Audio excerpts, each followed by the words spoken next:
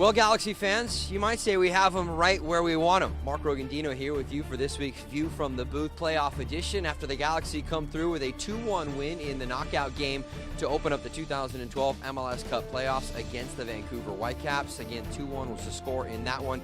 And now they move on to take on the #1 seed in the Western Conference, the San Jose Earthquakes. It'll be the first of two meetings Sunday night here at the Home Depot Center. The Galaxy played them 3 times during the regular season, twice coming away with losses.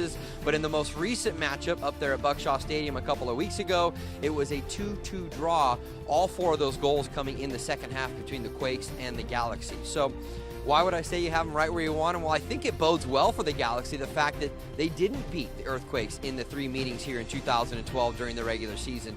It's tough to go up against a team multiple times in one season, let alone to go up against a team and beat them consistently over a number of games. So this will be the 4th matchup, and then up in San Jose, it'll be the 5th matchup between the two teams.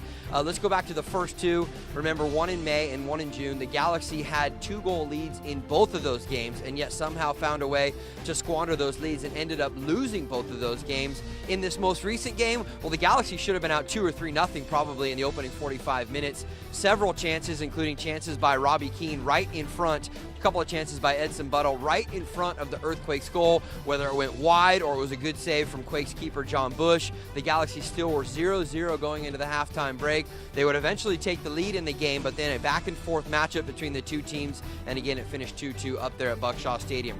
For me, it's not so much about the Galaxy and how they're going to attack in this game. It's more about how they're going to defend. Steven Lennart, or as my partner Kobe Jones likes to call him, Lionheart, is always a pest in the side of the Galaxy defenders. He was matching up against Tommy Meyer, against Omar Gonzalez, even against some of the other Galaxy outside backs like Todd Donovan, and he was really, really tough to deal with. He always finds a way to play physically, to try and get under your skin, to try and make it difficult for you to control the ball, difficult for you to get into position to play the ball at all, and then that usually creates a second chance opportunity for the Golden Boot winner and Chris Wondolowski. So between those two players, you add Alan Gordon into the mix. He was suffered an ankle injury a couple of weeks ago and should be back, I think, almost 100% fit to play in this game, whether it's as a starter or coming off the bench for Frank Yallop and the Quakes. But I think those 3 players are the players that the Galaxy defense are going to have to deal with. Now, if you read the articles and the media clippings after the game, the 2-2 result a couple of weeks ago up in Northern California, you saw Omar Gonzalez say it was almost embarrassing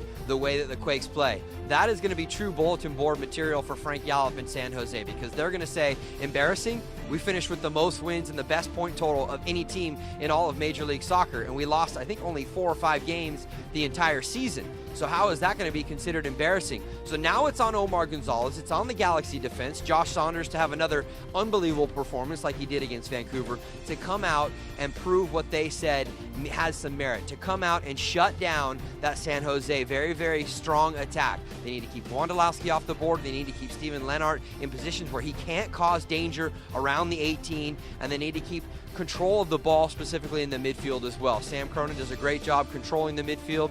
But flipping over to the Galaxy offense, I think to wrap things up here, I think Landon Donovan didn't play in that game, and I think this is an opportunity for Landon Donovan against a team that he's led to championships before in the San Jose Earthquakes back in the early 2000s, to come back and put it to him. You know that the Galaxy need to have some sort of a lead heading into that second leg on Wednesday back up at Buckshaw Stadium, so the onus is on the Galaxy to come out and hold serve on their home turf. They have to at least, I mean, a 2-0 win, a 3-1 win would be fantastic, because remember, it's the aggregate goal total that counts to see which team will move on to the conference final. For this week's View from the Booth playoff edition, I'm Mark Rogondino. Let's go after a Galaxy win right here at the HDC.